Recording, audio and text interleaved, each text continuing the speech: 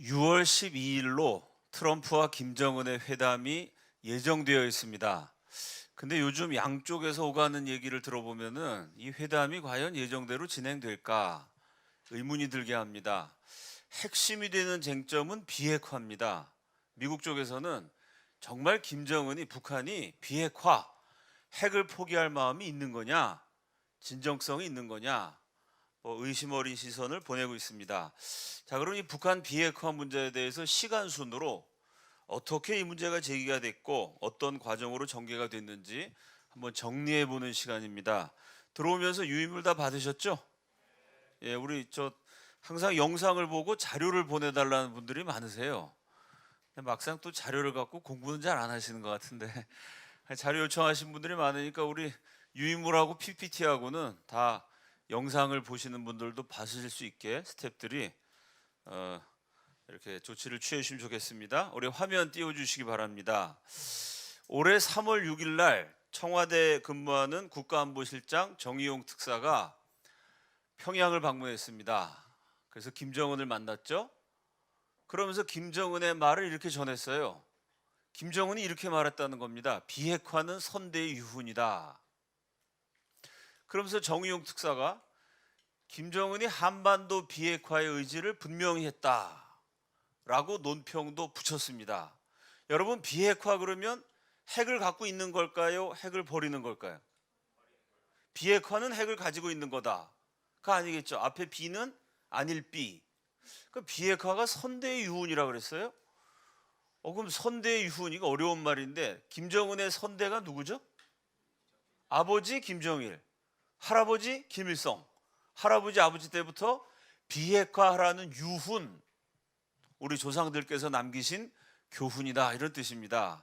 그럼 과연 김정은이 말한 선대에 무슨 일이 있었을까요? 여러분 유인물에 보시면 1994년에 제네바 합의라는 걸 합니다. 북한이 더 이상 핵을 개발하지 않겠다고, 핵 개발을 중단하겠다고 약속을 했어요. 그래 놓고 그 약속을 어겼습니다. 이게 김정은 선대했던 일이에요. 그 다음 2005년에 육자회담이라는 얘기 들어보셨죠? 남한, 북한뿐만 아니고 주변에 있는 중요한 나라들, 미국, 중국, 러시아, 일본, 이 6개 나라가 북한 핵 문제에 대해서 합의했습니다. 그 육자회담이 진행됐던 게 2005년이에요. 그때 북한이 뭐라 그랬냐면 검증 가능한 비핵화를 약속했습니다. 그냥 말로만 비핵화하는 것이 아니라 조사를 받겠다. 미국 사람들이 와서 진짜 우리가 비핵화했는지 검증해 봐라.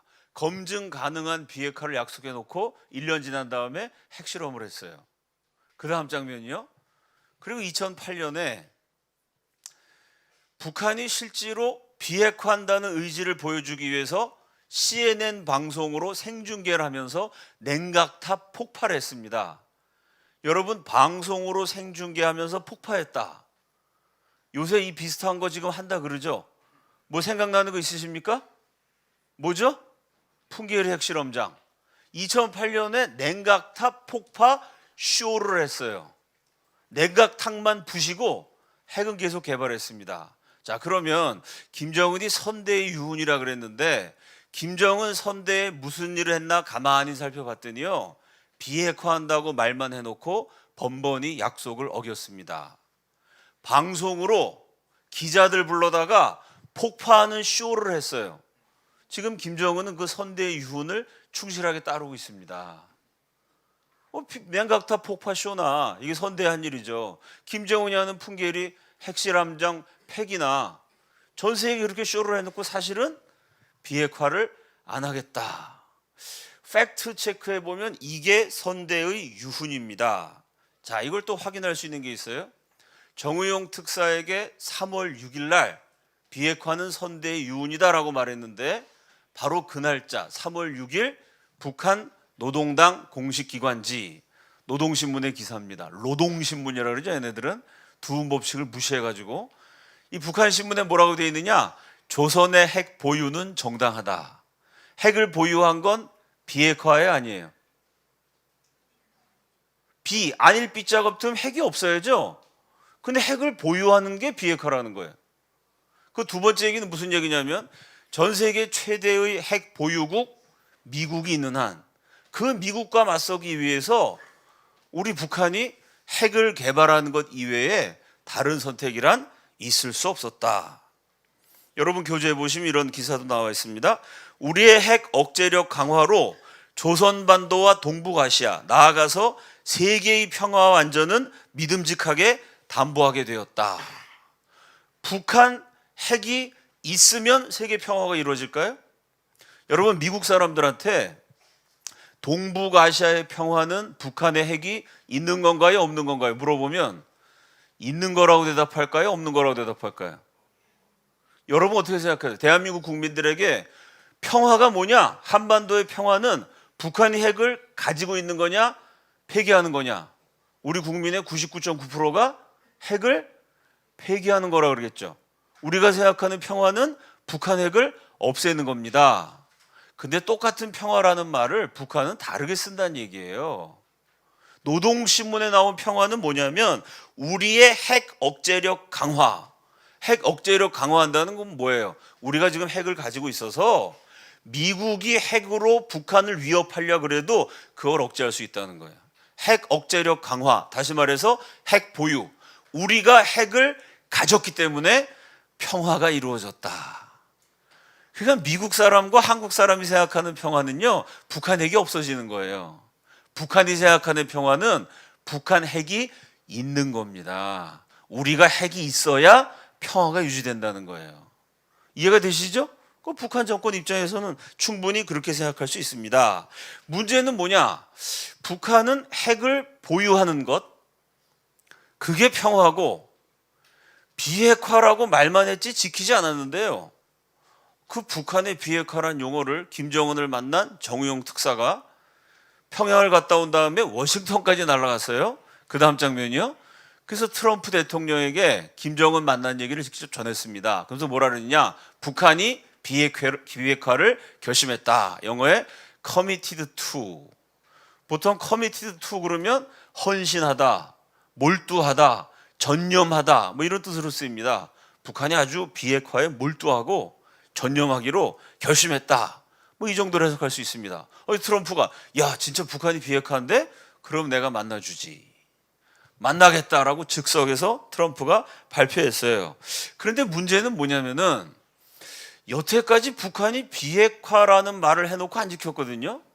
또 북한이 말하는 평화는 북한 핵을 폐기하는 게 아니고 핵을 가지고 있는 게 평화라고 그랬거든요. 그럼 도대체 정의용 특사가 전한 비핵화란 단어가 뭐냐? 북한이 말로만 비핵화하고 말을 뒤집은 거냐? 아니면 혹시 평화라는 단어를 미국과 한국 국민들은 북한 핵이 없는 거라고 생각하는데 북한은 핵을 가진 게 평화라고 주장했어요? 이것처럼 비핵화라는 단어도 북한이 다른 뜻으로 쓰는 게 아니냐?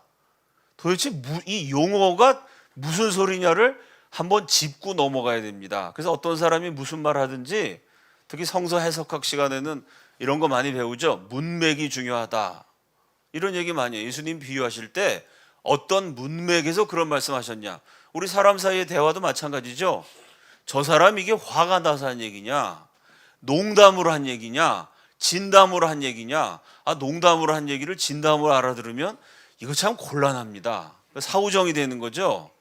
그 비핵화란 단어를 미국과 북한이 무슨 뜻으로 과거에 사용해 왔느냐.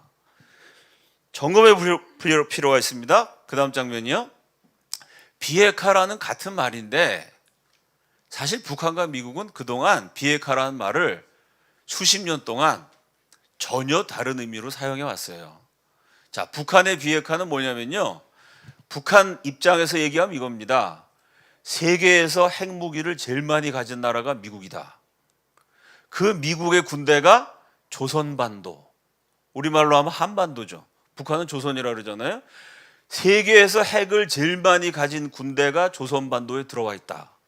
그러면 지금 한국에 주둔한 미군은 핵이 없을지라도 핵을 제일 많이 가진 나라의 군대가 한국 땅에 주둔해 있다는 얘기는 핵을 언제라도 쓸 수 있다는 얘기죠. 미국은 핵이 많으니까 밖에 있는 핵을 주한미군을 통해서 한반도에 들어올 수 있습니다. 그러니까 미군이 주둔하고 있으면 미국의 핵도 들어올 수 있기 때문에 그건 비핵화가 아니라 핵화가 됩니다. 핵지대화입니다. 그래서 이 사람들이 얘기하는 건 조선반도의 비핵화. 이건 뭐냐? 핵을 제일 많이 가지고 있는, 언제라도 핵을 쓸 수 있는 미군이 한반도에서 떠나야, 그래야 비핵화가 이루어진다. 이해가 되세요?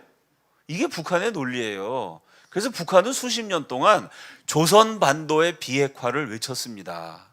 조선반도 비핵화를 우리가 쓰는 용어로 바꾸면 조선반도란 말 안 쓰죠? 우리는 저 평창올림픽 때 들고 갔던 깃발 무슨 기라 그래요? 조선반도기라고 안 그러죠? 한반도기라 그러죠? 북한의 조선반도 비핵화를 남한식 용어로 옮기면 한반도 비핵화가 되고, 그 의미는 주한미군 철수입니다. 근데 미국이 비핵화한다는 건 요거 많이 들어보셨죠? CVID. 요새 영어 많이 들리지 않습니까? complete. 완전하게.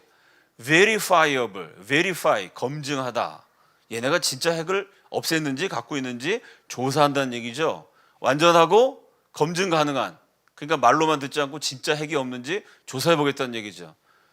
irreversible. reverse 그러면 바꾸다, 뒤집다, 역전하다 이런 뜻이잖아요. 앞에 IR 부정 접두가 붙었으니까 irreversible. 돌이킬 수 없는. 이건 무슨 얘기냐면 핵을 폐기했다가 다시 만들면, 그럼 비핵화를 돌이킨 거잖아요. 그렇게 뒤집지 못하게 다시는 핵을 못 만드는 dismantlement, 폐기하다. 완전하고 검증 가능하며 되돌릴 수 없는 폐기를 미국이 하겠다는 거예요? 북한보로 하라는 거예요? 미국 핵무기를 다 이렇게 없애겠다는 겁니까?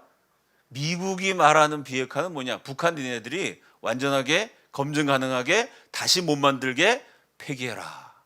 이게 미국의 비핵화예요. 그러니까 북한이 비핵화하자라고 얘기하는 건 주한미군 철수하라는 뜻이고요. 남한이 비핵화라 하는 얘기는 북한 너네 다시는 핵무기 못 만들게 완전 폐기하라.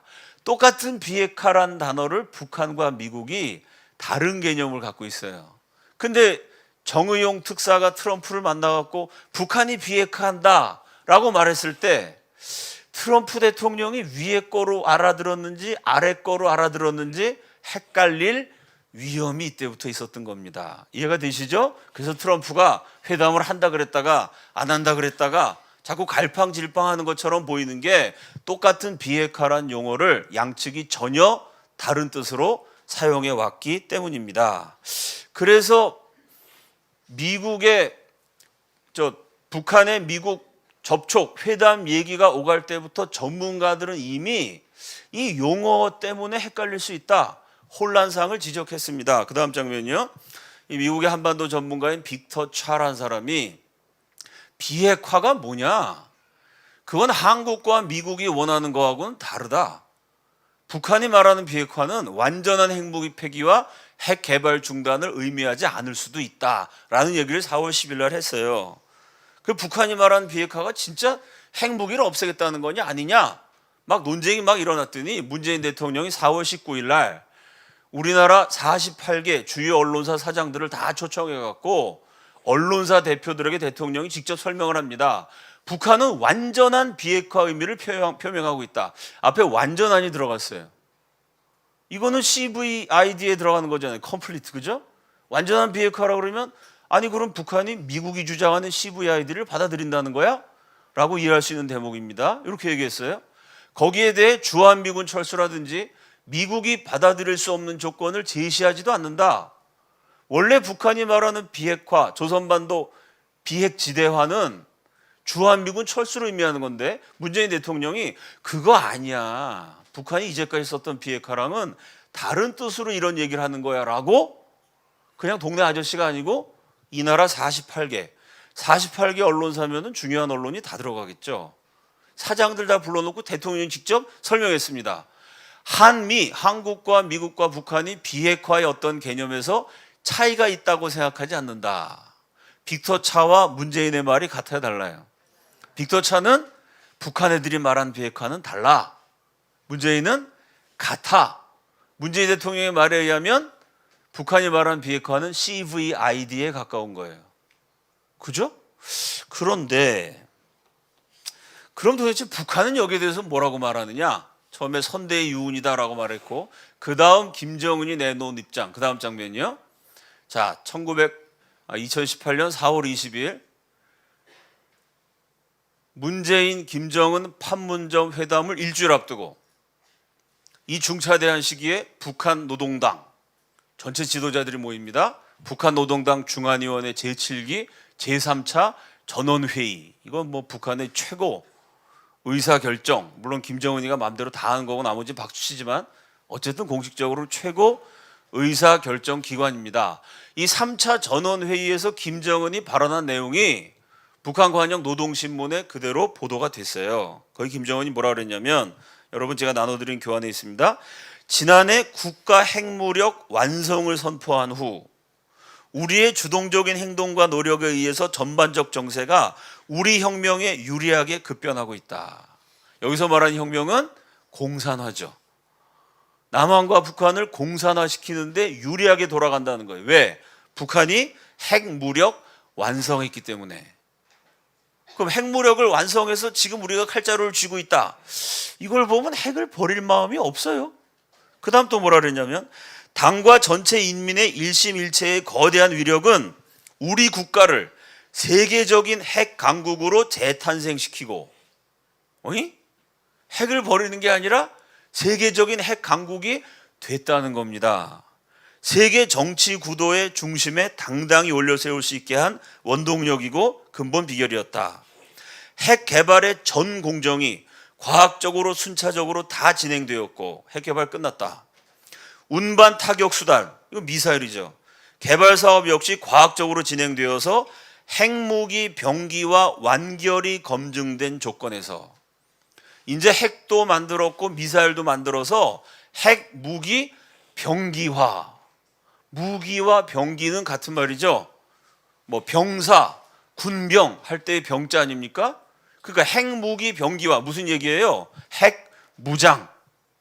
핵무기를 전쟁 때 쓸 수 있는 조건 하에서, 핵을 포기한 조건이 아니고요. 핵무기 병기화. 핵으로 남한도 때리고 서울도 때리고 도쿄도 때리고 워싱턴도 때릴 수 있는 핵무장, 핵무기 병기화, 핵을 공격할 수 있게 된 조건 위에서 이제는 우리에게 그 어떤 핵실험과 중장거리 대륙간 탄도 로켓 시험 발사도 필요 없게 되었으며, 이게 핵폐기예요. 핵을 못 쓰게 폐기하는 게 아니고요. 핵을 가지고 언제든지 서울도 때리고 동경도 때리고 뉴욕도 때릴 수 있는 조건 하에서 이제 핵을 가졌기 때문에 더 이상 핵실험 같은 거 할 필요 없으니까 쓸모없는 시설을 폐기하겠다. 이게 북한의 비핵화입니다. 김정은이 한 얘기예요. 이에 따라 북부 핵시험장도 자기의 사명을 끝마쳤다. 북부 핵시험장이 어딜까요? 이게 풍계리입니다. 그러니까 풍계리를 북한이 왜 폐쇄하겠다는 거죠? 여기 나왔잖아. 사명을 완수했기 때문에. 사명 완수했다는 건 무슨 얘기일까요? 더 이상 거기서 핵실험 많이 해가지고 더 이상 쓸모가 없애 된 거죠. 여러분, 내 자동차가 쌩쌩 잘 돌아가요. 그거 사명 완수했다 그럽니까? 내 자동차, 내 에마가 사명을 완수했다. 탈탈거린다는 얘기죠. 사명 완수해서 이제 폐차 처리한다는 얘기입니다. 이 김정은이 말한 비핵화는 뭐냐? 핵 무기 병기화. 핵을 언제라도 쓸 수 있는 조건 위에서 쓸모없는 시설을 다 폐기해버리겠다. 핵을 폐기하겠다는 게 아니고요. 더 이상 필요 없게 된 풍계리 실험장 같은 걸 폐기하겠다고 4월 20일 날 김정은이 북한 지도자 다 모아놓고 얘기했고요. 전 세계 앞에 노동신문에 실렸습니다. 그런데 자, 이 회의를 마치고 이 북한 노동당에서 결정서를 발표합니다. 제목이 경제건설과 핵무력 건설 병진 노선의 위대한 승리를 선포함에 대하여. 얘네 병진 노선이라는 게 뭐냐? 핵도 개발하고 경제도 개발시키는 두 가지를 같이 갖다 이 얘기죠. 뭐 이 북한 집권당의 일당 독재당의 공식적인 결정서입니다. 그 중요한 내용만 제가 추려보면, 첫째, 당의 병진 노선을 관철하기 위한 투쟁 과정에 림계 전핵 시험과 지하 핵 실험, 핵무기의 소형화, 경량화, 초대형 핵무기와 운반 수단 개발을 위한 사업을 순차적으로 진행하여, 여기 또 나오죠, 핵무기 병기화를 믿음직하게 실현하였다는 것을 엄숙히 천명한다. 비핵화란 말은 없어요. 핵무기 병기화를 믿음직하게 실현했다는 것을 선언했습니다. 둘째, 주체 107년. 이 주체라는 거는 김일성 생일을 기점으로 연호를 매겨요. 그래서 뭐 대한민국이 저 친일파가 세운 나라다, 이런 웃기는 소리 하는 사람 많습니다. 이거 좀 보세요. 여러분, 일제시대 때 연대를 어떻게 매겼죠? 일본 천황의 연호를 따서 쇼와 5년 뭐 이런 식으로 매겼습니다. 그죠? 그 일제시대가 지난 다음에 대한민국은 2018년 흔히 쓰는 예수님의 탄생을 기점으로 한 흔히 사용하는 연도를 사용해요.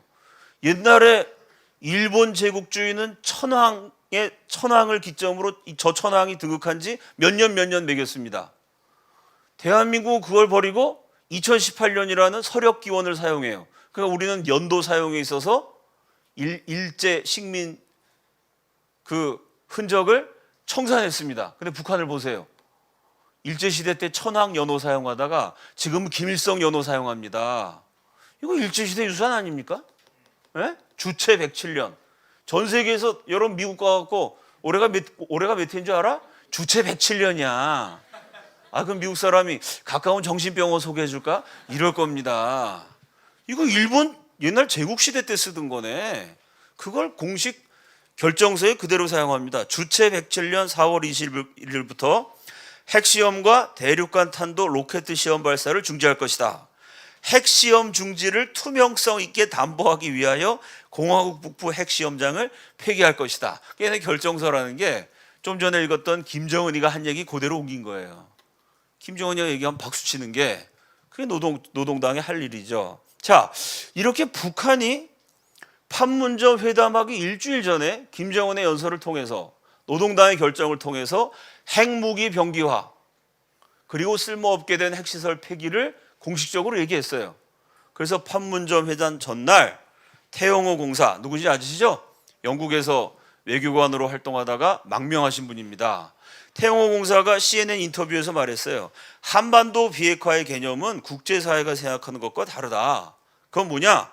미국의 모든 핵무기가 철수하는 것뿐만 아니라 한반도나 그 주위의 그 어떤 임시적인 핵무기 전개도 금지된다는 뜻이다. 그러니까 한국 땅에 핵무기가 없을 뿐만 아니라 일단 유사시에 임시라도 한국 땅에 핵무기가 못 들어오게 하려면 결국 주한미군이 나가야 되는 거죠. 주한미군이 있으면 미국이 핵무기를 들어올 수 있지 않겠습니까? 주한미군 철수하자는 거다. 북한 외무성도 지금까지 수차례 한반도 비핵화를 진행하겠다고 언급하며 한반도 비핵화는 전 세계의 비핵화가 있을 때 시작할 수 있다고 말했다. 북한은 계속 이렇게 얘기했어요. 주한미군이 없어져야 한반도 비핵화다. 그 다음 우리는 핵을 가진 상태에서 언제 비핵화를 할 거냐? 전 세계 핵이 다 없어지면. 전 세계 핵이 다 없어지려면 언제쯤 될까요? 서기 한 10,000년쯤 되려나?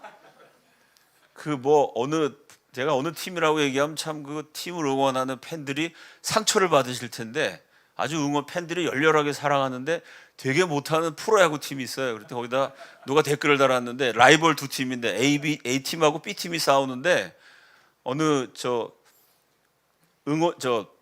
팬이 이렇게 댓글을 달았더라고요. A팀 응원, A팀 우승 2018년. 그러나 B팀 절망하지 마라. B팀 우승 2018년 이렇게 썼더라고요. 18,000년 후에 너희도 우승할 수 있다. 전 세계 비핵화가 이루어지려면 18,000년 걸리지 않겠습니까? 그러지 않겠어요, 여러분? 미국, 중국, 핵을 개발할 기술을 가진 일본, 또 미국보다 더 많은 핵을 원래 보유하고 있었던 러시아, 프랑스, 영국, 파키스탄, 핵을 막 지금 개발하려고 하는 시리아, 이란, 뭐 이런 나라들이 다 포기해야 되겠는데, 전 세계? 와, 이거 한 10,000년 걸리지 않겠습니까? 그러니까 10,000년 후에 저와 여러분이 백골이 진토되어 넋이라도 있고 없고 뭐 시조 비슷하게 될 때, 그때 비핵화를 하겠다. 이게 북한 주장이에요. 뭐 북한이 이런 얘기 계속했습니다. 그러면서 중요한 얘기했습니다. 지금 김정은에게 가장 중요한 것은 핵 보유국 지도자로 인정받는 것이다. 김정은이 미국하고 한국하고 회담하려는 거는 핵을 없애려는 게 아니라 까불지 마. 우리도 핵을 가진 나라야. 너네 칠 수 있어. 라고 핵 보유국으로 인정받기 위해서 회담하는 거지 핵을 안 쓰려고 하는 게 아니다. 그래서 김정은은 그가 북한의 비핵화를 한 번도 언급하지 않은 것은 그런 이유 때문이다. 잘 보세요, 여러분. 한반도 비핵화라고 얘기했어요. 그건 주한미군 철수입니다. 북한의 비핵화는 뭐예요? 북한에 있는 핵을 없애는 거예요. 북한은 한 번도 북한의 비핵화를 말한 적이 없어요. 주한미군 철수를 뜻하는 한반도 비핵화를 말했지. 이게 북한의 비핵화냐 한반도 비핵화냐. 우리 유행가에도 있지 않습니까? 님이라는 글자에 점을 하나 찍으면 남이 돼버리는 거예요. 예? 님하고 남 비슷한 단어죠? 뜻은 천지 차이입니다. 님하고 남하고 같아요? 이건 다르죠.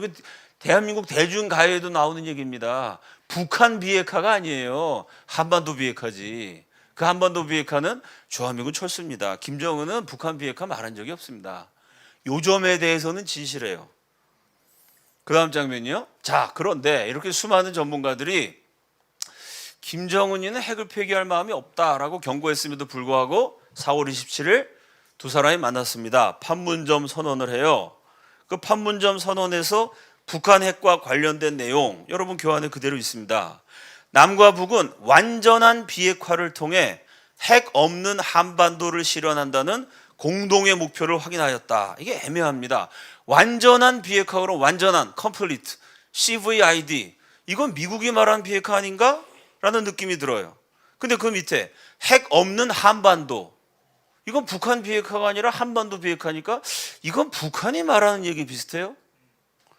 그 다음에 공동의 목표를 확인하였다. 공동의 목표라는 거가 얼마나 허망한지 대한민국 모든 학부모와 학생들이 다 알고 있습니다. 대한민국 학부모 가운데 우리 애는 절대로 명문대학에 보내지 않겠다라는 목표를 가진 학부모가 있을까요? 여러분 어렸을 때 나는 절대 명문대학 가지 않겠다 결심하셨던 분 계세요? 대한민국 모든 학부모와 우리 모두와 학생들은요 공동의 목표를 가지고 자라났어요. 좋은 대학 가야 된다. 어렸을 때부터 그 생각 안 했습니까? 엄마 아버지한테 그 얘기 안 들었어요? 좋은 대학 가라는 게 대한민국 모든 학부모와 학생들의 공동의 목표입니다. 그래서 명문대학을 다 가나요? 공동의 목표라는 거는요 글자 그대로 목표예요. 희망사항이지 진짜 그렇게 되지 않는 경우도 많습니다. 아니 공동의 목표다. 이건 립서비스죠. 남과 북은 북측이 취하고 있는 주동적인 조치들이 한반도 비핵화 여기도 나오죠? 북한 비핵화가 아닙니다. 한반도 비핵화를 위해 대단히 의의 있고 중대한 조치라는데 인식을 같이 하고 앞으로 각기 자기의 책임과 역할을 다하기로 했다. 북한이 취한 주동적인 조치가 뭐죠? 94년에 제네바 합의를 통해 핵을 개발하지 않겠다고 약속하고 어긴 거. 2005년에 육자회담을 통해서 검증 가능한 비핵화 얘기해놓고 어긴 거. 2008년에는 냉각탑 폭파 쇼 해놓고 또 약속을 지키지 않은 거. 그리고 요 문재인 김정은 판문점 회담 일주일 전에 핵무기 병기화를 선언한 거. 이게 북한의 주동적 조치입니다. 그게 한반도 비핵화에 대단히 의의 있고 중대한 조치입니까? 이거 말도 안 되는 얘기예요. 그죠? 북한이 핵을 갖고 있는 게 한반도 비핵화에 중대하고 의의 있는 조치다. 이게 앞뒤가 안 맞는 소리입니다. 남과 북은 한반도 비핵화를 위한 국제사회의 지지와 협력을 위해 적극 노력하기로 했다. 이런 참 알쏭달쏭한 북한이 핵을 포기한다는 얘기는 전혀 없는, 오히려 핵을 계속 개발해왔던 북한이 그동안 잘했다고 칭찬해주는 이런 성명을 판문점 선언이라고 발표를 했어요. 그럼 여기에 대해서 대한민국 언론이 대통령 용어를 똑바로 합시다. 한반도 비핵화가 CVID입니까? 조선반도 비핵화입니까? 북한의 비핵화입니까? 뭡니까? 라고 따져야 되는데 그 다음 장면이요. 그 다음날 4월 28일 날 이 나라 언론들이 일제히 용비어 청가를 부릅니다. 경향신문 핵 없는 한반도와 평화의 위대한 여정을 시작하다. 결코 뒤돌아가지 않겠다는 남북 정상의 불가역적 합의. 근데 뒤돌아가지 않겠다 그러는데 뭐 요새 북한이 막 문재인 대통령 막 욕하던데. 중앙일보에 문재인, 김정은 비핵화 대장정 문을 열다. 문은 그동안 계속 열었어요. 1994년부터 23년째 문만 열고 있어요. 문만 계속. 한겨레 신문 판문점에 봄 평화 번영의 시대 열다. 요즘 여러분 주변 사람들 만나가지고 물어보세요. 자영업 하시는 분들, 회사원들 뭐 가릴 거 없이 지금 평화 번영의 시대를 살고 계십니까? 물어보세요. 구멍가게 아저씨한테 평화 번영의 시대를 살고 계시네요. 번영이면 돈을 많이 버는 게 번영이에요? 못 버는 게 번영이에요? 경제가 잘 돌아가는 게 번영이에요? 안 돌아가는 게 번영이에요? 실업자가 많은 게 번영입니까? 적은 게 번영입니까? 요새 실업자가 적어요? 장사가 잘 됩니까? 한국 경제가 잘 돌아가요? 무슨 평화와 번영입니까? 이거 어느 나라 얘기예요 도대체? 에? 언론이 이렇게 일제히 막 평화 번영이 오고 막 핵 문제가 해결된 것처럼 아주 난리를 쳤습니다.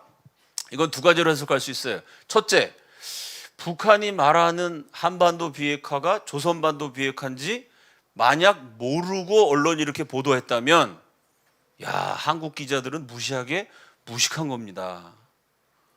언론이 몰라서 썼다 그러면 이건 무식한 거고, 그걸 알면서도 썼다면 사기친 거예요. 그러니까 대한민국 언론이 훌륭하면 무식한 거고 훌륭하지 않으면 사기친 거고, 속은 거든지 아니면 속인 것인지 둘 중에 하나입니다. 이 나라 언론이 얼마나 심각한 지경인가 보여주는 단계. 이렇게 해서 막 언론이 장밋빛을 막 띄워갖고 요새 우리 동네 앞에는 그 중랑구 국회의원이 플랜카드를 딱 붙였어요. 자동차 타고 평양까지 가자 뭐 이래갖고, KTX 타고 뭐 파리까지 가자 뭐 이래가지고 난리가 났어요. 이제 북한이 비핵화하니까 자동차 타고 우리가 평양까지 드라이브 한다. 뭐 언론이 보도하고 정치권에서 보도하고 당장 평화가 오는 것처럼 난리가 났는데, 근데 북한이 비협조적으로 나옵니다. 그 다음 장면이요. 느닷없이 김계관이라는 사람이 올해 5월 16일 날 이런 얘기했습니다. 우리는 이미 조선반도 비핵화 용의를 표명하였고, 북한 고위 관료인 김계관이 생각하는 판문점 선언이 뭐냐? 조선반도 비핵화라는 겁니다. 그런데 제가 앞에서 얘기했지만 주한미군 철수예요. 한반도 비핵화라고도 얘기 안 했어요. 조선반도 비핵화다. 이거 분명히 얘기했습니다. 이를 위하여는 미국의 대조선 적대시 정책과 핵 위협 공갈을 끝장내는 것이 그 선결 조건으로 된다는 데 대하여 수차에 걸쳐 천명하였다. 김계관의 말은 우리 북한은 이미 여러 번 얘기했다. 뭐냐? 조선반도 비핵화는 북한을 적대시하는 미국의 정책이 없어지는 거. 그건 뭡니까? 미국이 북한을 적대시 안 하면 미군이 남한에 있을 이유가 없죠. 이건 꼭 주한미군 철수하라는 얘기입니다. 이해가 되시죠? 미군이 있으면 그건 적대시죠. 총을 대고 있으면 적대시죠. 북한을 향해 총을 겨누고 있는 미군을 빼내라. 이게 조선반도 비핵화다. 우리는 그 얘기를 여러 번 했다.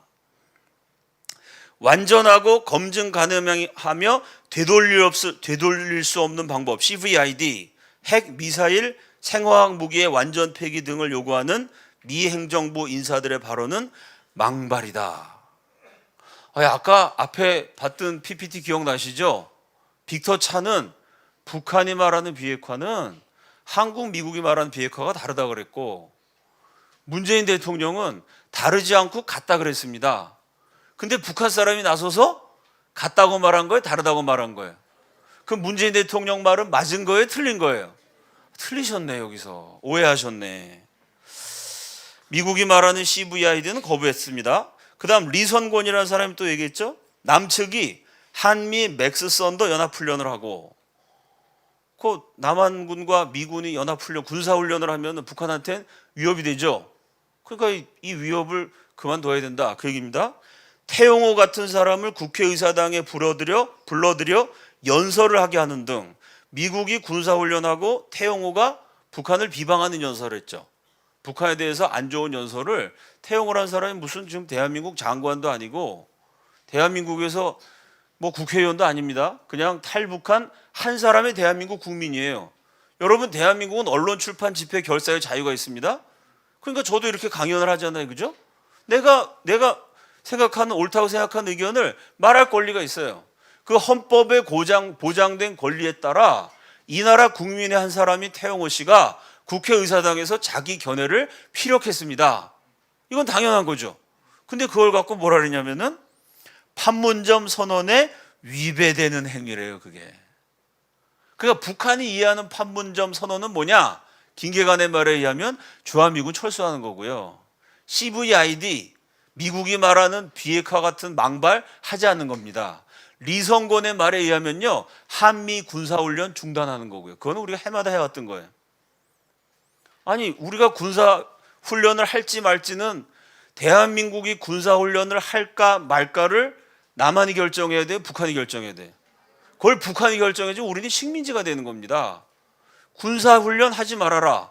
태영호 같은 사람이 북한을 비방하는 연설 하지 말아라.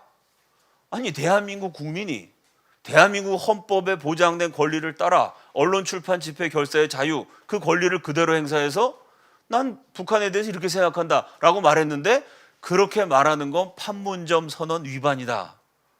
그럼 리선권, 북한이 이해하는 판문점 선언은 뭐냐면 주한미군 철수하고 군사훈련도 하지 말고 절대 전 국민 누구라도 헌법이고 나발이고 북한에 대해서는 비방하지 말아라. 이건 뭐죠? 남한을 식민지로 만들겠다는 겁니다. 우리가 상대편 지도자를 비방할 수 없는 건 어떤 경우입니까? 식민지가 됐을 경우죠. 일제시대 때 천황폐하 욕하면 감옥 갑니다. 독립국에서는요, 대한민국 당당한 독립국이기 때문에 트럼프 대통령 욕했다고 감옥 가요? 안 가요. 김정은 욕했다고 감옥 갑니까?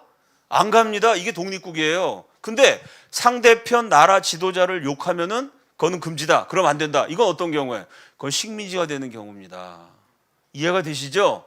일본한테 나라 뺏겼을 때는 천황폐하 욕했다가는 감옥 가고 잘못하면 맞아 죽어요. 북한은 판문점 선언이 그런 거랍니다. 북한의 고위 관료가 얘기한 거예요. 미군은 철수하고 군사훈련 같은 거 하지 말고 절대 북한 욕하지 말아라.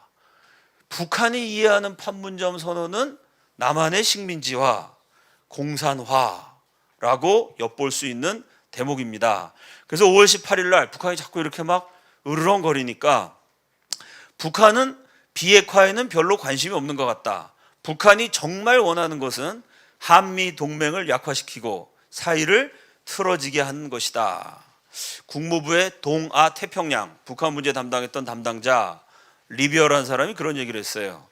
이런 식으로 막 으르렁거리니까 트럼프 대통령이 처음에는 정우영 특사가 가서 북한이 비핵화한답니다. 커미티드 투 얘기하니까 그럼 만날게. 그러다가 가만히 보니까 얘네 비핵화 안 하는 것 같으네.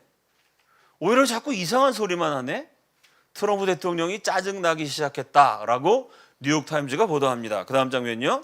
5월 18일부터 21일 사이에 요새 뉴욕타임즈가 북한 얘기를 많이 보도하는데 중요한 내용 몇 개를 추리면 트럼프 대통령이 일방적 핵 포기를 강요하면 미북 정상회담을 재고려할 수 있다는 김계관 북한 외무성 제1부상의 담화 발표에 놀라면서 화를 냈다. 트럼프가 열받았다. 이게 뉴욕타임스의 보도입니다.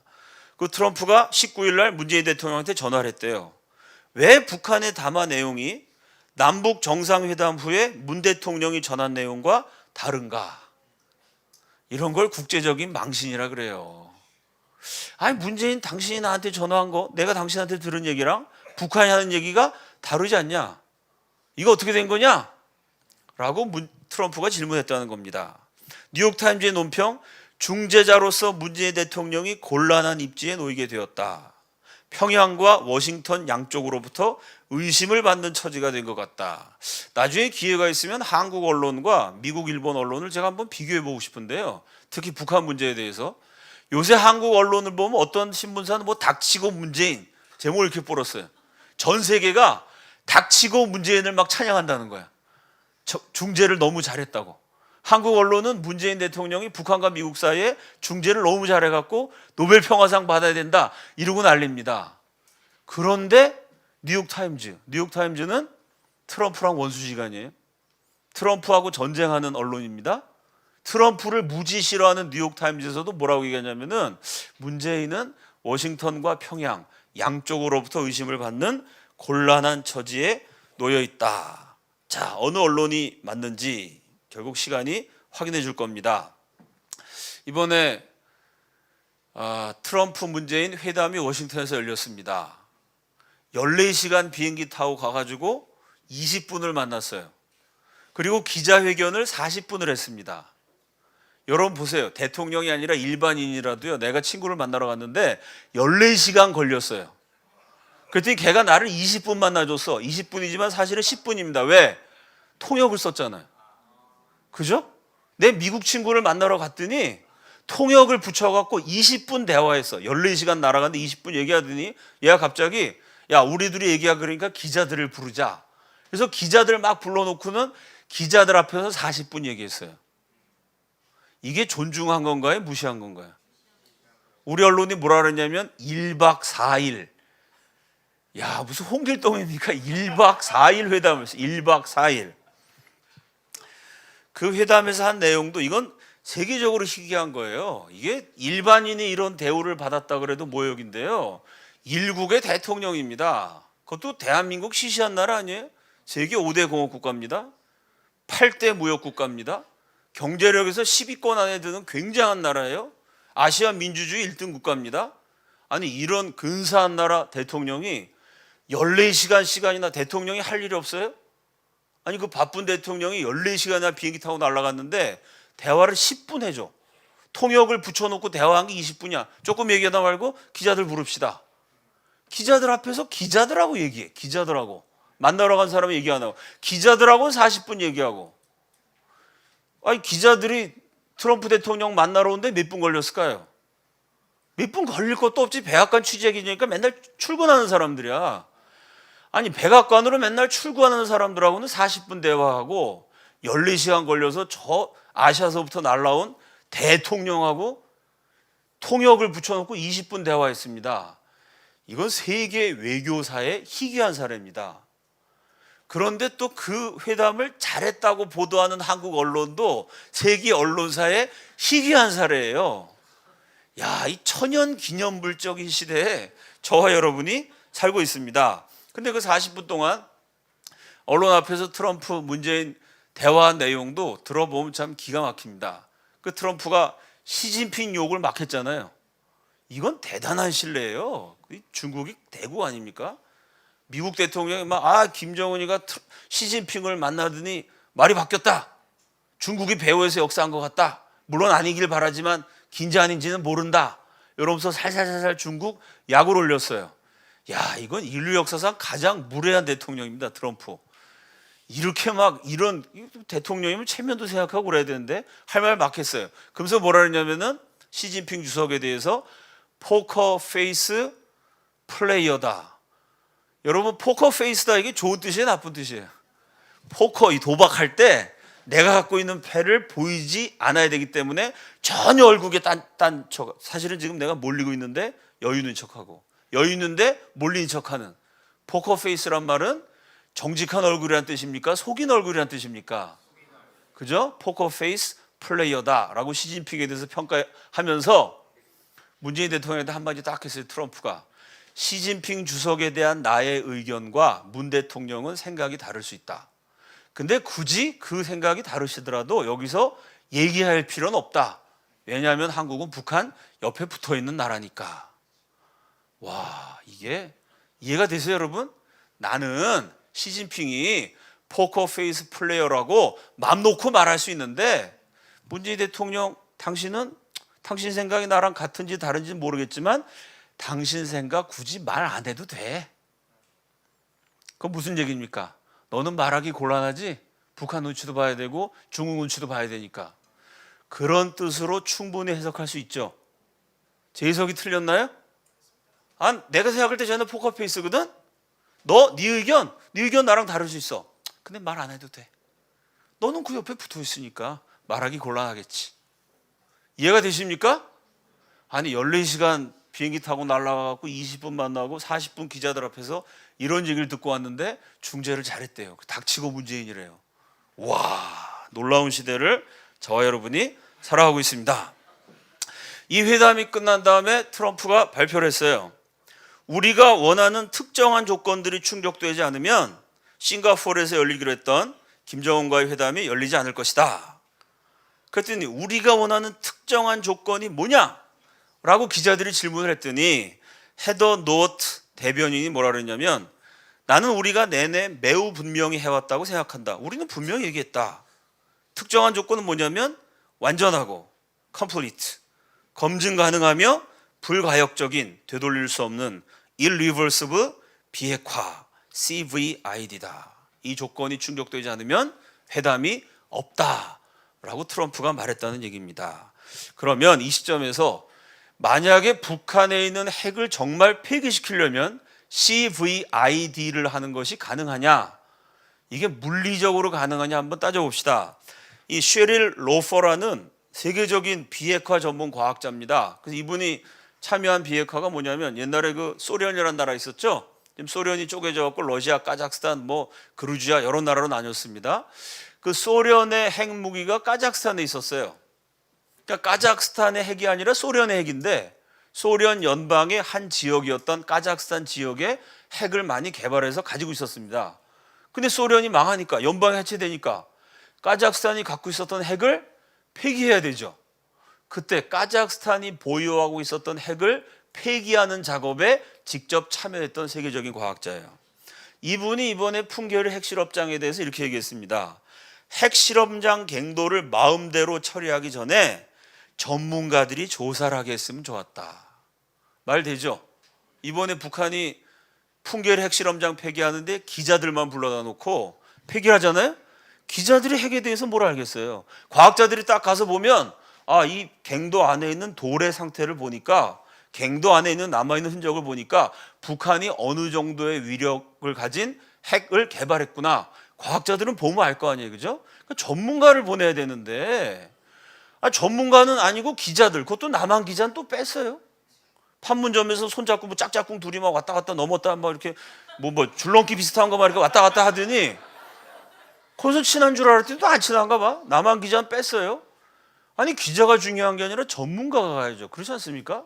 전문가가 가서 그 시설을 봐야 북한 핵시설 규모를 짐작할 수 있는데 전문가들 조사도 하지 못하게 하고 핵실험장 갱도를 마음대로 처리했다. 이건 뭐냐?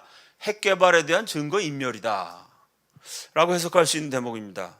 북한은 관심이 집중될 수 있는 배선이나 다른 장비들은 대다수 빼냈을 것이다. 그 갱도는 폐쇄하는데 핵 개발하고 핵을 유지하는 데 필요한 거는 미리 아마 빼냈을 거다. 비핵화 안 한다는 얘기죠. 갱도 만드는 거 어렵지 않다. 북한은 갱도를 다른 실험장이나 다른 산에 만들 수 있다. 그렇지 않습니까? 풍계리 핵실험장 폐기했다고 북한이 앞으로 핵실험 못해요? 그 옆에다 하면 되지. 북한 전체가 김정은 땅인데 아무 데나 찍어서 하면 됩니다. 풍계리 핵실험장 폐기는 쇼 성격이 큰 것 같다. 북한이 실제 핵무기를 포기할 것인지가 핵심인데 나는 그렇게 생각하지 않는다. 북한이 정말 비핵화에 진지하다면 진짜 북한이 비핵화하려면 우리가 뭘 확인해야 되냐면 실제로 핵무기를 설계하고 만든 과학자들과 핵시설들에 대한 것이다. 그렇죠. 이미 더 이상 쓸 수 없는 그 핵 갱도 풍계리 굴이 아니고요. 과학자를 검증해야죠. 그렇지 않습니까? 왜? 그 실험장을 못 쓰게 해도 핵을 만들 수 있는 과학자가 100명 있으면 그 100명이 열심히 핵을 만들면요. 몇 달 지나면 또 다시 만들 수 있지 않습니까? 풍계리 말고 다른 데 핵실험장이 많이 있으면 핵시설이 많이 있으면 또 핵을 만들 수 있겠죠. 그러니까 핵을 만들 수 있는 사람이 있느냐, 핵을 만들 수 있는 시설이 있느냐 이걸 봐야지 용도 폐기된 그 굴 하나 묻는 거는 아무 의미가 없다. 이게 전문가 얘기예요. 그러면 진짜 CVID, 미국이 말하는 북한 핵 폐기를 하려면 어떻게 되느냐? 북한이 갖고 있는 한 60개쯤 되는 핵폭탄을 다 없애야 돼요. 핵폭탄을 갖고 있는데 비핵화는 아니겠죠. 두 번째, 북한이 갖고 있는 1000발 되는 미사일을 다 없애야 돼요. 세 번째, 핵을 개발하는 데 사용한 40여 개의 비밀 시설을 다 없애야 돼요. 네 번째, 핵과 관련된 건물 100개 동을 없애야 돼요. 숫자가 막 헷갈리시죠? 마지막 5번째 제일 큰 숫자. 핵과 관련된 북한 과학자 기술자 10,000명을 재취업시켜야 됩니다. 그렇지 않아요? 핵 시설은 다 없앴는데 그 핵과 관련된 인력 10,000명은 핵 분야에 종사하게 하면 그 10,000명이 또 만들겠죠. 그러니까 완전한 비핵화는 어떻게 되느냐? 북한이 갖고 있는 폭탄 60개, 미사일 1,000개, 비밀시설 40개, 관련 건물 100여 동, 관련자 10,000명을 다른 직업에 재취업 시켜야 됩니다. 이게 여러분 가능하겠습니까? 이게 북한한테 이걸 요구하려면 어떻게 요구할? 만약 다른 나라가 대한민국한테 이런 걸 요구하면 그거는 식민지로 삼겠다는 거 아니야? 이런 요구는 패전국한테 하는 겁니다. 전쟁을 해서 이긴 다음에 야 우리가 니네 이겼어. 그러니까 니네가 갖고 있는 폭탄, 미사일, 건물, 군사기술자 다 없애. 이거는 전쟁에 이긴 승전국이 패전국한테 요구하는 겁니다. 그걸 북한이 어떻게 하겠어요? 두 번째, 만약에 북한이 이걸 다 했어요. 사람도 다 핵 만들던 기술자를 동무는 돼지를 치시오. 그래갖고 막 돼지를 치게 만들고 동무는 탄을 캐시오. 그래갖고 막 다 탄광으로 보내고 10,000명을 다 재취업시켰어요. 북한이. 그리고 건물, 미사일 싹 없애요. 그럼 진짜 북한이 없앤지 그걸 조사해야 됩니다. 국제원자력기구의 핵 감시하는 사찰단이 최대 규모가 300명이에요. 이 300명이 전 세계에 있는 핵을 다 감찰해야 되는데 갑자기 전 세계 핵 감찰하는 걸 다 중단하고 300명을 몽땅 북한에 보내도 최소한 2년이 걸려요. 그럼 북한이 그 험난한 패전국이 겪는 과정을 다 겪어서 핵을 없애고 핵 전문가들이 딴 나라는 개발하든 안 하든 내버려두고 전부 북한에 와서 최소 2년 동안 열심히 검사해서 만세! 북한 핵이 폐기되었다라고 선언을 하면 비핵화 됐을까요? 천만의 말씀. 그 불가능한 두 가지 과정을 겪고 난 다음에 북한이 결심하면 6개월 만에 핵을 또 만들 수 있습니다. 그 기술과 능력을 이미 보유하고 있기 때문에 이게 비핵화예요. 말로만 비핵화가 아니고 진짜 비핵화하려면 어떻게 해야 되느냐? 뭐랑 똑같냐면은 운전면허도 없는 사람이 운전할 줄도 모르는 사람이 부산까지 운전하는 거 쉬워? 부산까지 운전하려면 어떻게 됩니까? 운전면허를 따야 돼요. 자동차를 사든지 빌려야 됩니다. 차를 몰고 연수를 해야 됩니다. 그 다음에 부산까지 가는 거예요. 그 과정을 하나도 거치지 않고 부산까지 쉽게 가지 뭐. 내가 갈 수 있어. 그 말 믿을 수 있겠어요? 운전면허도 없는 사람이, 자동차도 없는 사람이 나 부산까지 차 몰고 가. 나 차 몰고 저 베를린에서 유럽도 횡단할 수 있어. 나 차 몰고 미국 대륙 횡단 할 수 있어. 그걸 진짜 하려면은 운전면허 따야 되고 뭐 절차가 복잡합니다. 북한 비핵화를 하려면은 제가 말씀드린 이런 과정을 밟아야 돼요. 이게 과학적인 물리적인 입장에서의 견해죠. 그걸 무시하고 비핵화한다라는 말만 듣고 평화가 왔다. 이거 문제가 있습니다. 그 다음 장면이요. 저는 요즘 뭐 태영호 공사가 아주 뜨거운 감자죠. 이분이 왜 요새 스포트라이트를 받냐면 제 개인적인 의견은요. 이분이 가장 정확하게 말했어요. 핵심을 딱 찍었다고 생각해요. 제가 북한 핵과 관련된 트럼프의 말, 문재인의 말, 뭐 한국 당국자, 북한 말들을 쫙 제가 조사해봤는데 저는 이 말이 가장 핵심인 것 같아요. 트럼프 태영호 공사가 뭐라 그랬냐면 핵 문제에서 제일 중요한 건 진실이다. 그죠? 아무리 그럴듯한 얘기라도 진실이 아니라 거짓이면은 파괴적인 결과를 맺게 돼요. 진실은 뭐냐? 북한은 핵을 포기할 수도 없고 포기한다고 말을 한 적도 없다. 북한이 핵을 포기한다고 말한 적 있어요? 한반도 비핵화라는 공동의 목표. 이렇게 말을 교묘하게 말장난을 쳤지 우리 북한이 핵을 버린다, 포기한다, 폐기한다 말한 적 없어요. 그런데 자꾸 비핵화를 한다고 해서 잘못된 환상이 돌아다니고 있다. 환상의 나라, 거짓 언론이 전한 환상의 국민들이 열광하는 현실, 이게 대한민국의 현 주소입니다. 그 다음 장면이요. 이 지경이 되니까 북한 핵 문제에 대해서 저항하는 애국 국민들의 목소리가 높아지죠. 대한민국 수호 비상국민회의라는 곳에서 5월 2일 날 성명서를 발표했습니다. 여러분 교환에 있어요. 판문점 회담은 이 땅에서 미국을 몰아내기 위한 좌익 주사파 세력의 대미 전략회의다. 문재인, 김정은의 판문점 선언으로 대한민국의 운명이 한층 더 위태로운 지경에 빠졌다. 언론에서는 평화 번영이라는데 그게 아니고 우리나라가 위태로워졌다는 얘기입니다. 핵 없는 북한이라 그래야 맞죠. 그게 아니라 핵 없는 한반도 실현, 이란 표현으로 주한미군이 철수하지 않으면 핵을 보유하겠다는 의미를 내포한다. 판문점 선언에는 북한 인권 문제에 관한 논의가 전혀 없다. 맞죠? 얼어 죽고 굶어 죽고 맞아 죽는 우리 동포들을 살리자, 그런 얘기 없습니다. 남북 평화 공존론으로 주사파인 문 정권과 북의 세습 정권 간 공존을 의미한다. 이거 굉장히 중요한 말입니다. 이걸 아주 그냥 만천하에 공포를 했어요. 문재인 정권은 무슨 정권이냐? 주사파다. 주사파가 뭐죠? 주체사상파. 주체사상은 김일성주의입니다. 문재인 정권은 김일성주의 정권이다 라고 얘기를 했습니다. 이런 거에 대해서는 국가가, 대통령이 이런 표현을 들으면 열받아야 되지 않아요? 아니, 나를 주사파라 그래? 김일성주의자라 그래? 당장 조사하라. 난 이건 조사해야 된다고 봅니다. 진짜 지금 정권이 주사파 정권인지, 아니면 이 대한민국 수호 비상국민회의가 잘못 말한 건지, 잘못 말했다면 사과하든지 감옥에 가든지 해야 돼요. 근데 전 국민이 다 듣게 이렇게 발표했는데 정권은 여기에 대해서 조사를 안 합니다. 왜 조사를 안 할까요? 이런 비슷한 사례가 많이 있었죠. 국회 대정부 질문 때 임종석 비서실장한테 모 국회의원이 주사파가 청와대를 장악했습니다 라고 얘기를 했어요. 그럼 거기에 대해서, 아니, 내가 청와대 비서실장인데 주사파가 청와대를 장악했으면 내가 주사파란 말입니까? 어떻게 나를 그렇게 모욕할 수 있습니까? 당신 깜빵갈 준비하시오 라고 얘기를 했어야 되는데, 그렇게 말 안 하고 저는 부끄럽지 않게 살았습니다 하면서 살짝 넘어갔어요. 아니, 왜 정정당당하게 말을 안 하는 건지 이해가 안 갑니다. 그죠?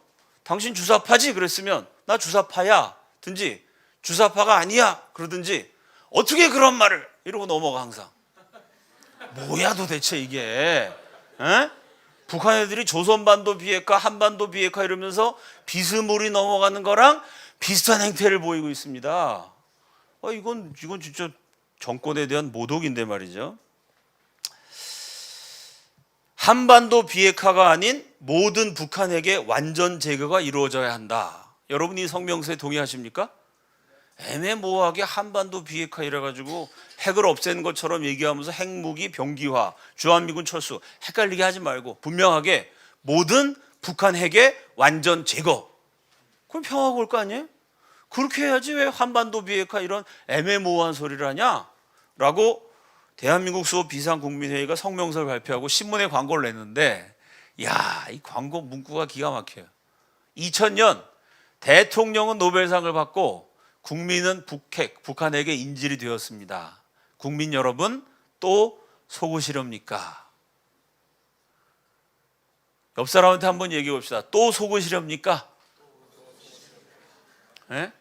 뭐 북한 핵에 대해서 북한이 핵을 가지고 위협한다 이런 얘기하면은 좌파들이 상투적으로 하는 대답이 있죠? 그럼 전쟁하자는 거냐? 전쟁이냐 평화냐? 요따오 소리 하죠? 전쟁이냐 평화라는 말이 논리적으로 틀리다는 거. 제가 강의한 동영상들 많이 있습니다. 한번 참고해서 공부해 보시면 되겠고, 아마 들으신 분들 있을 거예요. 그건 논리적으로 말이 안 되는 틀린 소리인데, 전쟁이냐 평화냐 그럼 우리가 뭐라고 대답하면 되죠? 또 속을 거냐? 언제까지 속을 거냐? 좌파 탈출은 지능순이야. 우리가 이렇게 대답해 줘야 됩니다. 들어보셨죠? 좌파 탈출은 지능순. 뭐 누가 뭐 노래를 불렀다 그러든가 들었습니다. 2000년에 김대중, 김정일 정상회담이 열려서 한반도의 평화를 실현시킨 공로로 김대중 대통령이 노벨 평화상을 받았습니다. 그 대통령이 노벨 평화상 받았으니까 그 나라 국민은 평화로워져야 되는데 국민은 평화롭지 못했죠. 제가 이렇게 말할 수 있는 근거, 1970년 4월 29일 날 서해에서 물고기를 잡던 남한의 어선이 북한에 납치가 됐어요. 이재근이라는 어부 아저씨와 동료들이 30년 동안 북한에 갇혀 있었습니다. 1970년에 잡혀가고요. 1970년 4월 29일 날 잡혀가서 2000년 4월 20일 날 드디어 북한을 탈출합니다. 30년 잡혀 있었어요. 남한 국민이 북한한테 끌려갔습니다. 그래서 이분이 북한을 탈출해 갔고요. 중국 청도에 있는 대한민국 영사관을 들어갔어요. 그때 얼마나 가슴이 벅찼겠어요. 30년 만에 내 조국으로 돌아가는구나 라고 문을 똑똑 두들겼더니 김대중 노벨 평화상 받던 그 해입니다. 노벨 평화상 받은 대통령의 정부 외교관이 뭐라 그랬냐면, 당신 왜 국가에 폐를 끼칩니까? 대한민국에 세금 낸 거 있습니까? 그러고 돌려보냈어요. 너는 대한민국에 세금도 안 내놓고 왜 남한으로 보내달라고 우리한테 요청하냐? 왜 국가에 폐를 끼치냐? 왜 대한민국이 당신을 위해서 돈 써서 당신 북한 탈출한 사람을 남한 오게 해야 하느냐? 그게 2000년 김대중 대통령이 노벨 평화상 받던 해에 일어난 일입니다. 아니 여러분, 북한 잡혀가고 30년 고생한 사람이 어떻게 남한에 세금을 내요? 에? 이재근 씨가 아유 김정일 장군님, 제가 남조선 정부에 세금을 좀 내야 되니까 계좌를 하나 트게 해 주십시오. 북한에서 그럴 수 있었겠습니까? 대한민국 외교관이 했다는 소리가, 당신 세금도 안 내놓고 왜 국가에 폐를 끼치냐? 대통령은 노벨 평화상 받고 그 나라 국민은 30년 노예 생활한 끝에 탈출하려고 그랬지만 거절당했어요. 이게 김대중, 김정일 회담의 결과입니다. 또 하나 있죠? 우리가 다 기억하는 거. 그 다음 장면이요. 예, 넘겨주세요.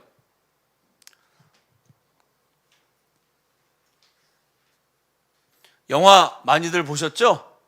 2002년 6월 29일 월드컵이 한창일 때 노벨 평화상을 받은, 한반도 평화를 정착시켰다고 인정받은 김대중 대통령은 평화를 위한 조치를 실천했습니다. 그게 뭐냐? 북한군이 쏘더라도 남한군은 절대 쏘지 말아라. 그래서 북한군이 서해 그 NLL을 넘어서 침범을 했어요. 북한군이 총을 딱 겨누고 오는데 우리 배는 거기다가 방송을 하죠. 왜? 평화상 받은 대통령이 평화롭게 하라 그랬기 때문에 침범하지 말아라, 물러나라라고 방송을 했더니요, 북한 배에서 포를 쐈습니다. 그래서 우리 군인들, 죄 없는 군인들이 죽었죠. 그때 김대중 대통령이 어떻게 했죠? 일본 가갖고 월드컵 축구 경기 관람했습니다. 대통령의 평화예요. 대통령의 평화. 대통령은 축구 경기 보고 있는데 그 나라 군인은 대통령의 명령을 따라 대통령의 명령에 순종해서 적의 공격을 받아 죽었습니다. 중요한 거는 그 다음에 남북 평화 분위기에 찬물을 끼얹지 못하도록 하기 위해서 정부가 유가족들에게 추모식도 못하게 했습니다. 연평해전이라는 영화에 보셨죠, 여러분? 이게 2002년에 있었던 일입니다. 그러면 김대중, 김정일 회담을 통해서 노벨 평화상 받고 만들어진 평화는 뭐냐? 북한에 납치됐으면 도망치지 말아라. 북한이 총 쏘면 그냥 맞아라. 북한 총 맞아 죽은 사람에 대해서는 추모식도 하지 말아라. 이게 김대중, 김정일 회담으로 이룩된 평화입니다. 그럼 지금 김정은, 문재인 회담으로 만들어지는 평화는 이때의 평화랑 같은 거예요, 다른 거예요? 지금 북한이 하는 얘기를 보면요, 태영호 같은 사람으로 하여금 비방하게 하는 건 판문점 회담, 판문점 합의 위반이다 라고 하는 얘기를 보면은 이거 비스무리하게 돌아가지 않습니까, 여러분? 에? 북한이 총 쏘면 맞아주고 평화죠. 평화적으로 죽는 겁니다. 절대 북한 욕하지 말고, 북한 공격받아 죽은 사람 추모식도 못하게 하고, 북한에 납치됐으면 30년 만에 탈출해도 세금 못 냈으니까 도와줄 수 없는 거. 이게 과연 누구의 평화입니까? 김정은의 평화인지, 대한민국의 평화인지, 북한 주민의 평화인지, 북한 정권의 평화인지, 과연 누구를 위한 평화인지 진지하게 질문해 보아야 됩니다. 그런데 오늘은 참 역사적으로 중요한 날입니다. 왜 중요한 날인지 아세요? 굳이 히스코리아하고도 좀 관련이 있는 날이에요. 오늘이 히스코리아 집회의 13번째 모임입니다. 그죠?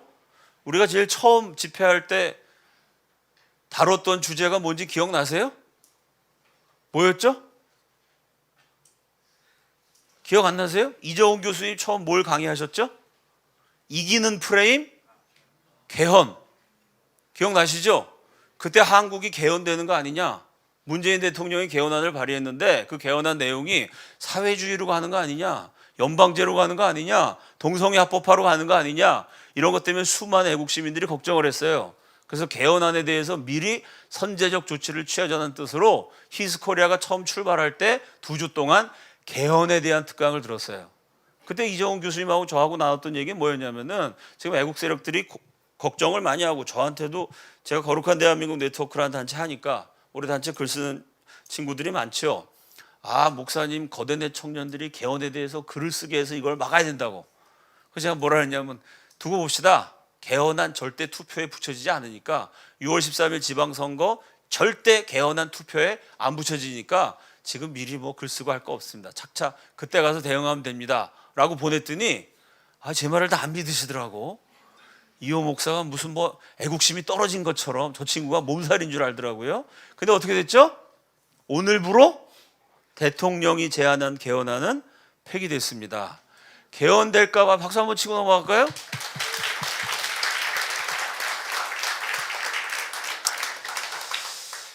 개헌할까 봐 많은 사람이 마음 졸이고 기도하고 열심히 싸웠어요. 그랬더니 결국 그 개헌안이 투표에 붙여지지도 못하게 됐습니다. 앞으로 그 개헌이 다시 진행될지도 불투명하다는 예측이 대부분이에요. 이거 뭘 말해주느냐? 탄핵 이후에 좌파 정권이 들어서면서 단기일 내에 국가보안법도 폐지하고 전시작전권도 환수하고 주한미군도 철수시키고 제일 중요한 건 개헌. 나라의 근본이되는 헌법을 완전히 뜯어고쳐서 대한민국을 갈아엎겠다는 것이 저들의 전략이었습니다. 이건 뭐 다 아는 얘기죠. 근데 그 가장 중요한 개헌이 통과가 안 됐습니다. 이게 중요한 거예요. 우리 애국 세력이 개헌안 통과를 어쨌든 막아냈습니다. 저나 여러분이나 우리가 소수파인 거 아시죠, 여러분? 김정은 호감도가 77%래요. 김정은에 대해서 호감 느끼시는 분 손 들어봐. 이거 다 천연기념물들이야. 대한민국 77%에 안 드는 사람만 모여 있습니다. 지금 북한과 싸워야 된다. 북한 정권 무너져야 된다. 고통받는 북한 동포 해방시켜야 된다. 이런 소리 하는 사람이 대한민국에 많지 않습니다. 뭐 종교, 정치, 문화, 교육 할 것 없이 지금 좌익 반역 세력들에게 상당히 많이 점령당했어요. 우리가 어떻게 보면 패잔병 신세가 됐습니다. 애국 세력이 소수파예요. 이러다 보니까 다들 힘이 빠져가지고 이러다 나라 망하는구나. 해봤자 안 돼. 기도해봤자 무슨 소용이 있어. 혹은 행동해봤자 안 되니까 기도나 해야지. 행동하지 않는 기도는 탄식에 불과하죠. 뭐 이런 식으로 애국 세력들이 패배감에 젖어 있는데요. 그럴 필요 없습니다, 여러분. 우리가 소수파이고 열세인 거는 사실이에요. 그러나 중요한 거는 개헌안을 폐기시켰습니다. 이런 승리를 기억해야 돼요. 아니, 개헌안을 폐기시켰으면 판문점 회담이라고 폐기 안 된다는 법이 있어요? 개헌안도 폐기시켰는데 저 말도 안 되는 거짓말투성인 판문점 회담 얼마든지 폐기시킬 수 있습니다. 판문점 회담대로 진행되지 않도록 얼마든지 막을 수 있어요. 우리 애국 세력들은 이런 자신감을 가져야 됩니다. 지금 시대의 징표들이 여러 가지로 볼 때 나라가 어렵고 힘든 건 사실이에요. 그러나 아직 완전히 망하지 않았습니다. 망한 다음에라도 우리는 포기하지 않아요. 왜 그러죠? 전능하신 하나님을 믿기 때문입니다. 여러분, 나라가 망하면요, 그럼 애국 안 할 거예요? 우리가 소수가 됐어요. 기독교인이 극단적으로 소수가 됐습니다. 대한민국에서 기독교인이 1%밖에 안 남았어요. 99%가 기독교 싫어하니까 나 기독교인인 거 티내지 말아야지. 성경책도 들고 다니지 말아야지. 교회 가다가 친구 만나면 교회가 아니라 노래방 가고 당구장 간다고 얘기해야지. 그러겠습니까, 여러분? 우리가 1%가 돼도요, 그 1%가 빛이 되고 소금이 되면 됩니다. 다수냐 소수냐, 우세냐 열세냐, 그거는 세상 사람들이나 따지는 거죠. 우리 그리스도인에게 제일 중요한 기준은 선이냐 악이냐, 하나님의 뜻이냐 사람들이 만들어낸 거냐, 성경 말씀에 부합되느냐 부합되지 않느냐. 사람들이 다 김정은이 좋다 그래도요, 하나님 말씀 읽어보니까 김정은이가 나쁘다. 그럼 우리는 나쁘다고 말하는 거예요. 나쁘다고 말해서 고난을 주면 고난을 당하면 되지. 그냥 당하면 안 되죠. 성경에 뭐라 그랬죠? 기뻐 뛰놀라. 그 막 춤춰야 돼. 뛰놀아야 돼. 하늘에서 너희의 상이 크민이라. 아멘이시죠? 선을 선이라 하고 악을 악이라 하는 게 크리스찬의 본분입니다. 아니, 나라가 망하고 극단적으로 기독교인 애국자가 소수가 돼도요, 그래도 포기하지 않아야 하는 것이 신앙인의 기본입니다. 근데 지금 망한 정도가 아니고요, 망해 가고 있지만 아직 건재해요. 대한민국이 개헌안도 폐기시켰습니다. 그럼 판문점 회담도 폐기시킬 수 있는 거고, 여기서 우리가 힘을 잘 몰아갖고 남한의 기독교인, 저 미국의 기독교인, 일본의 반공 세력, 북한의 목숨 걸고 신앙을 지키고 있는 지하 기독교인, 이런 기독교인들이 신앙 안에서 연대를 해서 끝까지 공산주의랑 싸우면 대한민국이 저 사악한 북한 정권을 무너뜨리고 고통당하는 북한 동포를 해방시켜서 전 세계에 예수 그리스도를 증거하는 제사장 나라로 통일 안 된다는 법도 없습니다. 그러니까 포기하지 말고 개헌안도 폐기시켰으니까 판문점 회담도 폐기시키고 북한핵도 폐기시키고 김정은 정권도 폐기시키고 하나님이 다스리는 나라, 예수 잘 믿는 나라로 통일한국을 세워야 한다. 그 목표를 향해 힘들고 어려워도 끝까지 기도하면서 싸우는, 하나님께 쓰임받는 이 시대의 진정한 신앙인들 다 되시기를 우리 주님의 이름으로 축원합니다. 특별한 질문 없나 보네요. 함께 기도하겠습니다. 제일 중요한 것은 진실입니다. 아무리 듣기 좋은 소리를 해도 진실이 아니면 사람도 다치고 교회도 어려워지고 국가도 위태로워집니다. 지금 대한민국이 그 과정을 겪고 있어요. 세계에서 IQ 제일 높은 초등학교 입학하는 학령기 아동 IQ 테스트하면 1등 대한민국입니다. 세계에서 제일 똑똑한 나라.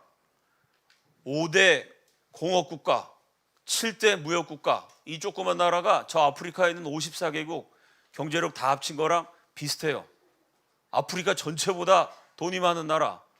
옛날에 러시아란 나라 있었죠. 소련 러시아. 무지하게 강대국 아닙니까? 러시아가 조선을 삼키려고 러일 전쟁 일으켰잖아요. 그 러시아는 대한민국이 한 150배쯤 될걸요? 그 러시아랑 대한민국이요, GDP가 거의 비슷해요. 우리보다 150배 큰 나라가 갖고 있는 돈하고 우리가 갖고 있는 돈하고 비슷한 거는 우리가 러시아보다 150배 잘 산다고 말해도 뭐 크게 틀린 말 아닙니다. 이 근사한 나라가 요새 왜 이렇게 엉망이 됐어요? 진실하지 못해서, 거짓말에 속아서. 이거 영적인 문제입니다. 여러분 손을 다 이렇게 앞으로 내밀고 기도합시다. 여기 있는 여러분 모두가 왕 같은 제사장인 줄로 믿습니다. 제사장은 백성들에게 안수하고 축복하는 사람이에요. 여러분이 5천만 대한민국 국민의 제사장으로 이 나라 국민들에게 지금 안수하는 겁니다. 대한민국 국민들에게 제일 필요한 거 하나를 안수하는 겁니다. 뭐죠?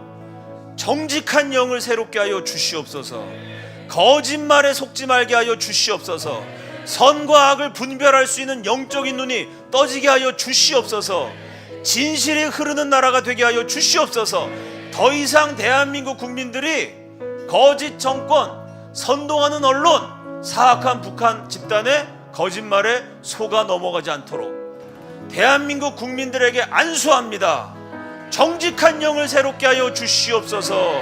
진실의 눈을 뜨게 하여 주시옵소서. 북한이 말하는 비핵화가 뭔지 국민들이 똑똑히 정신 차려 깨닫게 하여 주시옵소서. 주여 한번 외치고 다 함께 통성으로 기도합니다.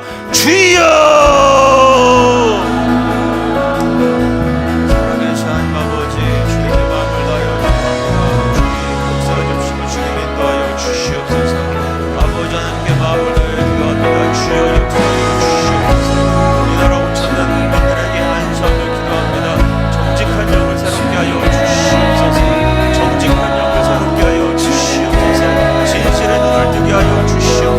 더 이상 거짓말에 속지 말게 하여 주시옵소서.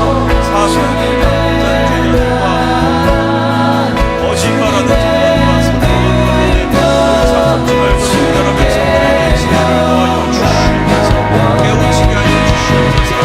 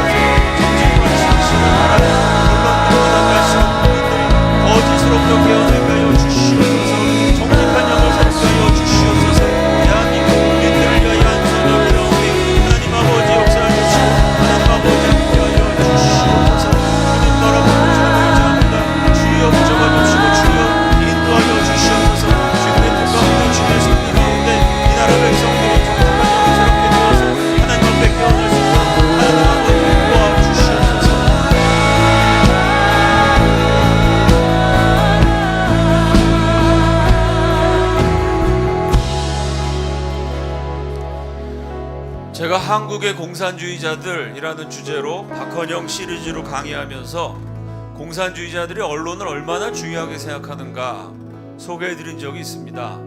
전국적인 규모의 신문, 그때는 신문만 있었고 방송이 없었으니까 레닌이 신문이라고 그랬겠죠.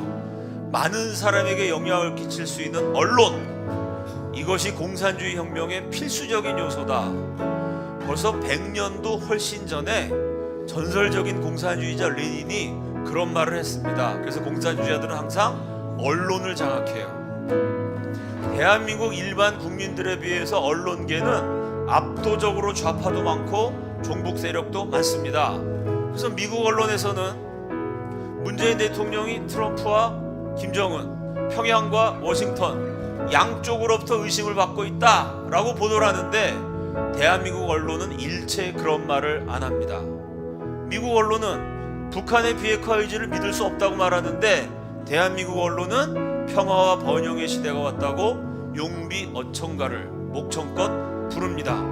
두 가지를 놓고 기도합시다. 첫째, 이런 썩어빠진 대한민국 언론계에 기독교인이 없을까요? 언론계에 종사하는 사람 가운데는 그리스도인이 없습니까? 지금 언론계에 들어가 있는 그리스도인들 위해서 여러분이 기도하셔야 됩니다. 정말 이 거짓말을 밥 먹듯이 되풀이하는 한국 언론 속에 들어가 있는 그리스도인들을 기억하여 주시옵소서. 예수 믿는 사람들이 그런 데서 빛이 되고 소금이 돼야 돼요. 교회만 왔다 갔다 하면서 교회 안에 모여갖고 빛 되고 소금 되려고 그러지 말고 썩어가는 세상에 나가서 소금이 되는 것이고 어두워가는 언론계에 들어가서 빛이 돼야 됩니다. 그리스도인 언론인들을 기억하여 주셔서 그들이 신앙과 양심을 따라 진실을 말하게 하여 주시옵소서. 두 번째, 요즘 유튜브를 중심으로 해요. 특히 젊은이들이 젊은 유튜버들이 옛날 나라가 망하면 의병이 일어나지 않았습니까? 우리 임진왜란 때, 병자호란 때 국군은, 관군은 순식간에 무너졌어요. 그러나 민초들이 의병을 일으켜가지고 끝까지 싸웠습니다. 지금 대한민국 마찬가지예요. 관군은 무력화됐어요. 정부도 그렇고 이게 제기능 못합니다. 그러니까 막 의병들이 여기저기서 일어나잖아요. 피스코리아 이런 집회도 생기고 유튜브 들어가 보면 강연하시는 박사님들도 많이 있으시고 젊은 유튜버들 진실을 전하는 좀 약하고 미약하지만 사실을 전하는 그런 언론들이 지금 일어나고 있습니다. 하나님, 진실을 전하는 언론들이 더 많이 일어나게 하여 주시옵소서. 첫째, 지금 언론계에 들어가 있는 기독교인들을 사용하셔서 그들이 진실을 말하게 하시고, 둘째, 진실을 전하는 애국적인 언론들이 불꽃처럼 일어나게 하여 주시옵소서. 주여 한번 외치고 다 함께 기도합니다. 주여!